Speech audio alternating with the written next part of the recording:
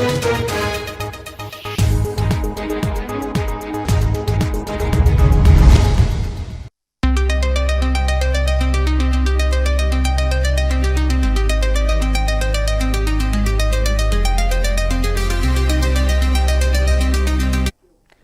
आप देख रहे हैं मिरर मीडिया। मैं हूं आपके साथ चंद्रा सिंह। स्वागत है आपका खबर अब तक में। चलिए रुक करते हैं अब तक की सुर्खियों पर।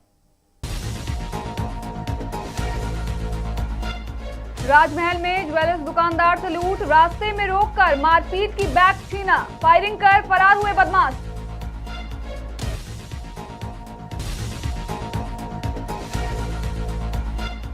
साहिबगंज में भाजपा जिला अध्यक्ष विवाद में यू टर्न, महिला ने पति पर लगाए गंभीर आरोप।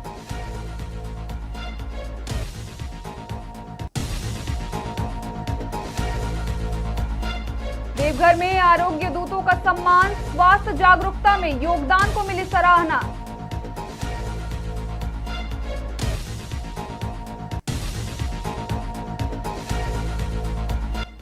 बदिया मोड़ में जल नल योजना से पानी टंकी स्थापित, ग्रामीणों को मिली बड़ी राहत।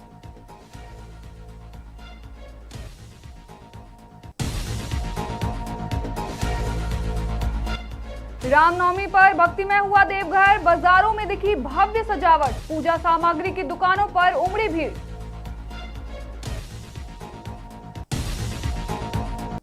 अब खबरें विस्तार से।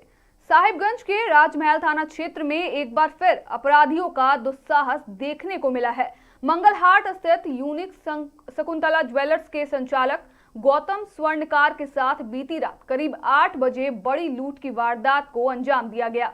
जानकारी के मुताबिक डेढ़गामा और मुन्ना पटाल के बीच अज्ञात अपराधियों ने उन्हें रोककर मारपीट की और बैग छीन लिया। बैग में करीब 80,000 रुपए नगद, सोने की अंगूठियां, एक सोने का बिस्किट और लगभग 300 ग्राम चांदी थी। वारदात को अंजाम देने के बाद अपराधी फायरिंग करते हुए फरार हो गए। घटना में करीब 5 लाख रुपए के नुकसान का अनुमान लगाया गया है। पुलिस मामले की जांच और अपराधियों की तलाश में जुटी हुई है।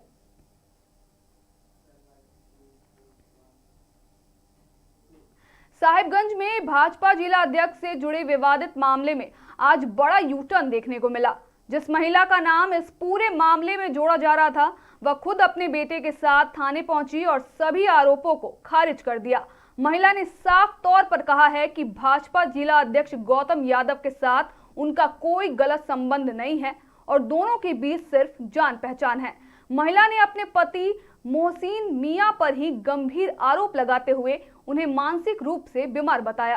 साथ ही कहा कि उनका तलाक हो चुका है, लेकिन इसके बावजूद पति उनके जीवन में दखल दे रहे हैं। महिला के अनुसार उनके पति ने गौतम यादव से 12 लाख रुपए कर्ज लिया था और अब जमीन विवाद को लेकर यह साजिश रची गई है। पुलिस दोनों पक्षों के आवेदन पर जांच कर रही है। मेरा पति का कहना है गौतम यादव को जो है ना पैसा वापस करेंगे ना जमीन दे देंगे, यहाँ तक इसी बात से लड़ाई होता है और इसी बात को लेकर इतने बड़ा बात को मेरे ऊपर इल्जाम लगा दिया। तो अच्छा, तो आपके पति द्वारा जो है ना उसके पीछे पता नहीं कौन कौन आदमी है। आप कल कहाँ गए थे? आप हम अपने इलाज के लिए गए थे। किसके साथ? हम अकेले गए थे। आप इतने बीमार है, आप अकेले कैसे गए थे? हम अकेले बीमार हो गए सर, हमको इतना टेंशन दिया सर। तो आप गए थे क्या? मैंने कौन सर हमको टिकट रिजर्वेशन वगैरह? नहीं सर, हमको जाने का बात नहीं था सर। मेरा अपॉइंटमेंट पहले से लिया हुआ था, हम जाने का बात नहीं था। मेरा माँ जो है ना रो रो के हमको बच्चा का हवाला देके हमको भेजी। अच्छा मैडम, बाप रे बाप, इतना बड़ा बात। सुनिए, एक मदन साई का एक चाचा जी है, वो मेरे बेटे के पास आया कि तुम्हारा पापा आया हुआ है। तो वो उसका एक जो है ना वो पहले एक पेपर बनाया था कि हम अपने पत्नी को तलाक दे चुके हैं और मेरा बेटा का मेरे प्रॉपर्टी पे कोई हक नहीं है और हम दूसरा शादी करेंगे तो मेरे पत्नी कोई आपत्ति नहीं करेगी। उस टाइम हम नमाज पढ़ रहे थे, जिस वजह से हम सिग्नेचर नहीं कर पाए और वो जो आदमी लेके आया था वो चला गया। तो कल जो है मदन शाही का एक चाचा जी आए थे, वो बोले तुम्हारे मम्मी कहाँ है कि नॉर्मल पेपर जो है ना बना के जो है ना तुम्हारे मम्मी मुझे दे दे।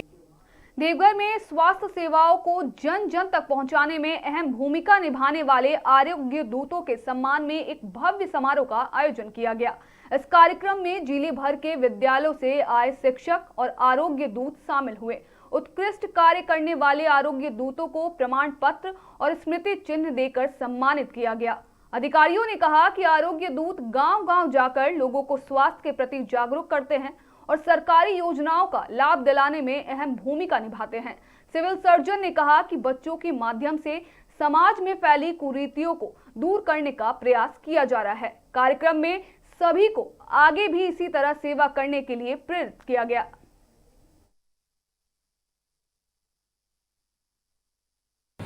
और वो अपने स्कूल के बच्चों को समाज में फैले हुए कुरीतियों के बारे में बताते हैं, उन्हें इम्प्लीमेंट कराते हैं और वो बच्चा एक दूत बन जाता है और अपने घर में अपने समाज में जाकर अच्छी बातें जो सीख के जाता है उसको वहाँ फैलाने का काम करता है। जैसे उदाहरण के तौर पर जो हम लोग बताते हैं कि हाथ की सफाई खाने के पहले पूर्व करना चाहिए, बच्चों को रोड सेफ्टी के तहत अपने साइड से बायां चलना चाहिए, जेब्रा क्रॉस कैसे करना चाहिए। तीसरा जो बताते हैं हम लोग कि समाज में जो बाल विवाह की जो प्रक्रिया है उसे कैसे रोकें, उसका क्या दुष्परिणाम हो सकता है। जब बच्चे समझ जाते हैं तो अपने घर में जाके अपने गार्जियन के साथ चर्चा करते हैं, अपने समाज में लोगों के साथ चर्चा करते हैं और इस तरह समाज में एक मैसेज जाता है कि बाल विवाह नहीं करना चाहिए। उससे बहुत सारी बीमारियां हो जाती है, बहुत कुरीति है, ये खराब प्रथा है। इस तरह से समाज में जो नमस्कार, आज सभागार में जिला स्तरीय हेल्थ एंड वेलनेस प्रोग्राम जो हमारे विभिन्न प्रकार के विद्यालयों में चलते हैं, उसके लिए सारे विद्यालयों में जो आरोग्य दूत हैं जिन्होंने अच्छा काम किया है उसका जिला स्तरीय सम्मान समारोह था। आपको मैं बता दूं कि सारे विद्यालय में स्कूल हेल्थ एंड वेलनेस का प्रोग्राम चलता है। जो भी हमारे बच्चे आ रहे हैं उनको अच्छे स्वास्थ्य तथा सफाई के बारे में बताया जाता है, अवेयर किया जाता है और उनका हैबिट डेवलप किया जाता है। निश्चित तौर पर बच्चे अगर स्वस्थ और स्वच्छ रहेंगे। देवघर के पालोजोरी प्रखंड अंतर्गत मटियारा पंचायत के बदिया मोड़ में जल नल योजना के तहत पानी टंकी स्थापित की गई। दुर्गा मंदिर परिसर में लगे इस टंकी से अब ग्रामीणों को शुद्ध पेयजल आसानी से मिल सकेगा। लंबे समय से क्षेत्र में पानी की समस्या बनी हुई थी, जिसे देखते हुए पंचायत के मुखिया नौसाद हक ने पहल करते हुए इस योजना को धरातल पर उतारा। 15वीं वित्त आयोग के तहत किए गए इस कार्य से खासकर गर्मी के मौसम में लोगों को बड़ी राहत मिलने की उम्मीद है। ग्रामीणों ने इस पहल पर खुशी जताते हुए इसे सराहनीय कदम बताया है। मुखिया जी हम लोग का यहाँ बहुत अच्छा हम लोग का काम किया कि सुविधा के लिए मंदिर के लिए बहुत दिक्कत होता था, तो मुखिया जी दिए, हम लोग अच्छा लग रहा है। क्या नाम हुआ? दिवाकर कुमार गोस्वामी। इस पर कहेंगे यही कि मुखिया जो हम लोग के लिए किए हैं बहुत अच्छा काम किए हैं और हम लोग को यहाँ बहुत सा श्रद्धालु आते हैं जो पानी का दिक्कत का सामना करना पड़ रहा था, जो आज मुखिया जी ने हम लोगों का पूरा किया और इससे ज़्यादा क्या बोलेंगे। क्या नाम हुआ? रामनवमी पर्व को लेकर देवघर शहर पूरी तरह भक्तिमय माहौल में डूब गया है। शहर के विभिन्न बाजारों को आकर्षण तरीके से सजाया गया है, जहां भगवा झंडे, रंग बिरंगी झालरें और लाइटिंग लोगों को आकर्षित कर रही है। पूजा सामग्री, झंडे, तलवार, गदा और भगवान श्री राम से जुड़े प्रतीकों की दुकानों पर भारी भीड़ देखने को मिल रही है।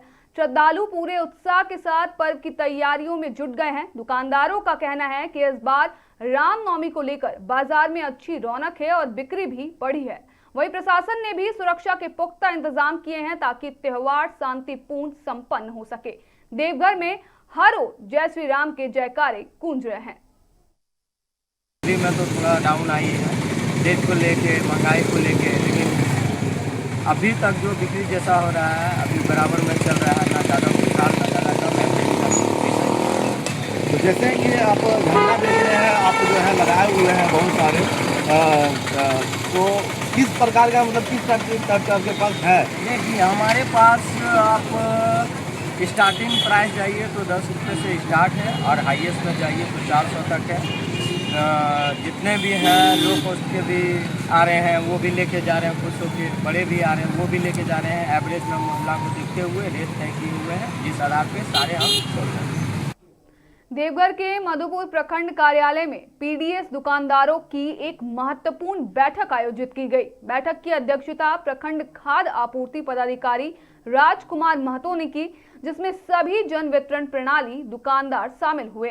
इस दौरान दुकानदारों से राशन वितरण की स्थिति की समीक्षा की गई और पारदर्शिता के साथ समय पर वितरण सुनिश्चित करने के निर्देश दिए गए। अधिकारियों ने बताया कि अब केरोसिन तेल का वितरण एक बार फिर पीडीएस दुकानों के माध्यम से किया जाएगा, जिससे सभी राशन कार्डधारियों को लाभ मिलेगा। साथ ही दुकानदारों को सरकार की गाइडलाइन का पालन करने और किसी भी प्रकार की अनियमितता से बचने की सख्त हिदायत दी गई। खाद्यान्न का उठाव, उसका वितरण, धोती साड़ी जो आने वाला राशन थे, अगर ये सब सुचारू रूप से कैसे वितरण हो, इस चीज़ के लिए लेकर बैठक किया गया है।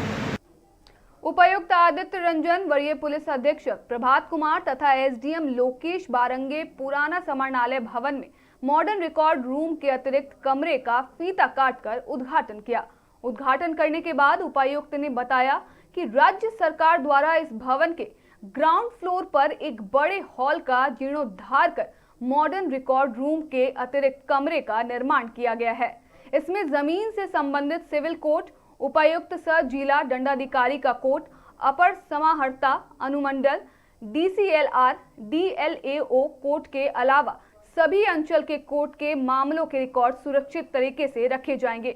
उन्होंने बताया कि पहले कम जगह होने से विभिन्न न्यायालय से संबंधित रिकॉर्ड रखने में परेशानी होती थी, लेकिन इस नए कमरे में सभी रिकॉर्ड को अच्छे से रखने की व्यवस्था है।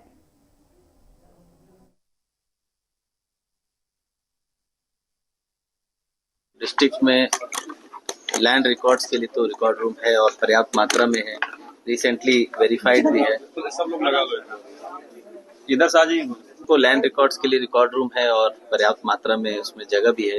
रिसेंटली राज्य सरकार द्वारा रेनोवेट भी किया गया है, किंतु विभिन्न कोर्ट के रिकॉर्ड्स को रखने की जगह जो है कम थी। यहाँ सिविल कोर्ट में भी जो जगह है वो भी कम पड़ जाती है। यहाँ का डिस्ट्रिक्ट कोर्ट भी अपने आप में बहुत संख्या में वहाँ केसेस रहते हैं, और साथ ही जो लैंड रिलेटेड कोर्ट्स भी हैं, सीओ से लेके डीसी कोर्ट तक, सभी कोर्ट में जो लैंड रिकॉर्ड्स और अदरवाइज जो विविध वाद चलते हैं, विभिन्न तरह के वाद चलते हैं, सबके रिकॉर्ड्स को रखने की व्यवस्था थोड़ी उसकी काफी कमी थी मैं कहूँगा। तो अभी पुराना डीसी ऑफिस में एक बड़ा हॉल को हम लोग चिन्हित करके उसमें एक ह्यूज मैं कहूँगा कि रैक का सिस्टम बनाया है, और अलग अलग पदाधिकारी को, अलग अलग कोर्ट्स को अलग अलग रैक आवंटित कर दिए गए। और जो हम लोगों का आकलन है, जिस तरह से रिकॉर्ड्स का इनफ्लो है, उसकी संख्या हम लोग देखें, और जिस तरह का स्ट्रक्चर हम लोगों ने बनाया है स्टेनलेस स्टील का, तो उसके हिसाब से लगता है कि अगले 30 से 50 साल तक जो है रिकॉर्ड्स रखने की दिक्कत जो है वो धनबाद में नहीं होगी, खासकर कोर्ट रिकॉर्ड्स। अभी हम लोग भूअर्जन शाखा का भी जितना भी रिकॉर्ड रहता है, कई बार खोजने में परेशानी होती है। हम लोग अभी रिसेंटली काफी एयरपोर्ट का रिकॉर्ड और अन्य लैंड एक्विजिशन जो हो रखा है पहले से, वो सब का रिकॉर्ड खोजने की कोशिश कर रहे थे। उसमें काफी दिक्कतें आ रही थी क्योंकि जगह कम है, तो ऑब्वियसली इधर उधर रखा जाता है। झारखंड का हजारीबाग जिला रामनवमी के दौरान अपनी अनोखी परंपरा के लिए पूरे देश में खास पहचान रखता है। यहाँ इस पर्व पर शहर के चौक चौराहों और मोहल्लों के नाम बदल दिए जाते हैं, जिससे पूरा शहर अयोध्या नगरी में तब्दील हो जाता है। जादव बाबू चौक को परशुरामगढ़, कुआं चौक को भारतगढ़, झंडा चौक को दशरथगढ़ और सुभाष मार्ग को अंगदगढ़ जैसे नाम दिए जाते हैं।